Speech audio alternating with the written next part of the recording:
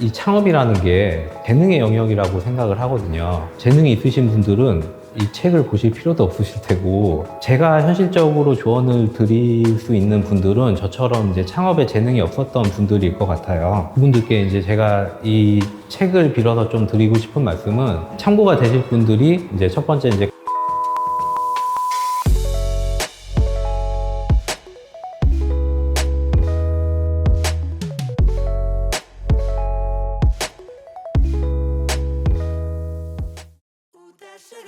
저는 카페 디자인 에이전시인 카페인 마켓을 운영하고 있는 조재호라고 합니다. 여기는 책을 쓰다 보니까 제가 또 되게 카페가 하고 싶어지더라고요. 그래서 이제 제가 이제 새로 사무실 겸 해서 준비를 하고 있는 공간입니다. 베이커리 카페. 크진 않지만, 예.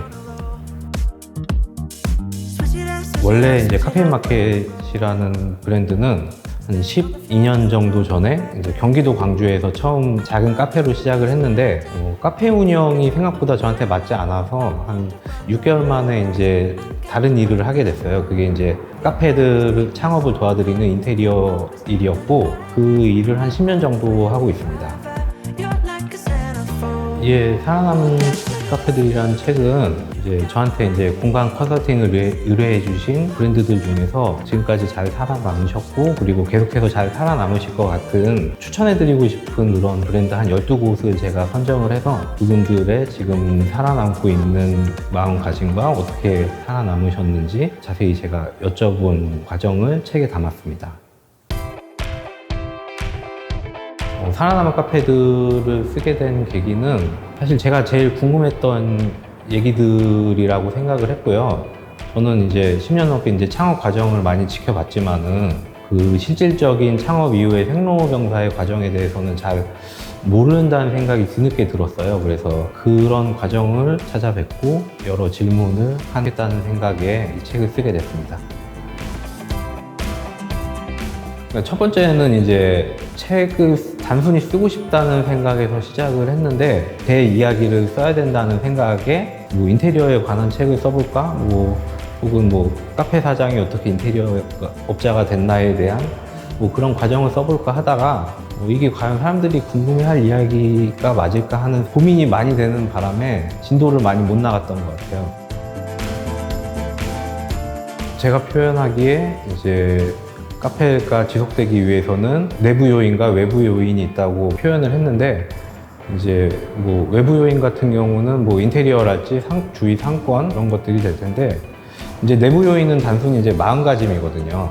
저 같은 경우는 그 내부 요인이 굉장히 준비가 안 돼 있었던 입장이었던 것 같은데, 지금 이 책에 소개되어 있는 곳들 같은 경우는 이제 내부에 동기부여가 참 잘 돼 있으신 분들이신 것 같아요. 그래서 딱히 12곳을 선정해야지 이런 것보다도 제가 이제 돌아봤을 때 좀 질문을 건네고 대답을 듣고 싶은 분들이 마침 12분 정도 되더라고요. 그렇게 해서 이제 12곳이 된 것 같습니다.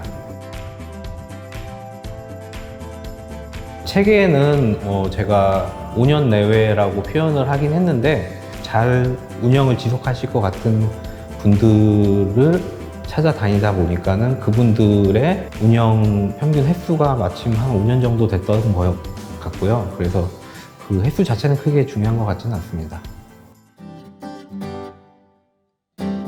사실은 이 책은 이제 제가 제일 궁금했던 얘기들에 대한 이야기이긴 한데, 이게 이제 운영에 좀 힘듦을 느끼고 계시는 창업을 준비하시는 분들에게 도움이 될 것 같아서 이렇게 정리를 하게 되었고요. 이 살아남은 카페들은 굳이 1페이지부터 이렇게 정독을 하실 필요는 없으실 것 같고요. 각자가 처해 있는 상황 혹은 창업을 하시고자 하는 그런 환경이 각각 다를 거기 때문에 그에 맞는 챕터들을 먼저 발췌독을 하시는 것도 좋은 방법이실 것 같아요. 그러다 보면은 또 다른 상권은 어떨지 이렇게 좀 들춰보는 식으로 이렇게 가볍게 읽으실 수 있는 책이 됐으면 좋겠네요. 제가 이제 이 책 재밌게 쓰면서 이제 또 그런 주제를 생각해 본 적이 있어요. 자기 손으로 차린 카페에 대해서 생각을 해본 적이 있어요. 그래서 얼마든지 이제 유명한 대표님들의 얘기를 들어보고 싶은 마음도 크지만은 그런 분들의 얘기는 이미 많이 얘기가 되고 있을 테고 하니까는 저는 스스로의 힘으로 카페를 차리시고 운영에 있어서도 좀 그런 품이 많이 들어가신 분들에 대한 그때 얘기를 좀 들어보고 싶은 생각이 많이 들더라고요. 예를 들어 뭐 파이빅스테이츠를 운영하셨던 최은선 바리스타의 바마셀 같은 곳이나 처음에 헬카페 같은 곳도 약간 그런 결이 있었다고 생각하고 펠트커피 같은 분들 그런 분들이 처음에 이제 고군분투했던 과정을 제가 잘 알기 때문에 그런 분들의 좀 힘들었던 얘기도 한번 들어보고 싶은 마음이 큽니다.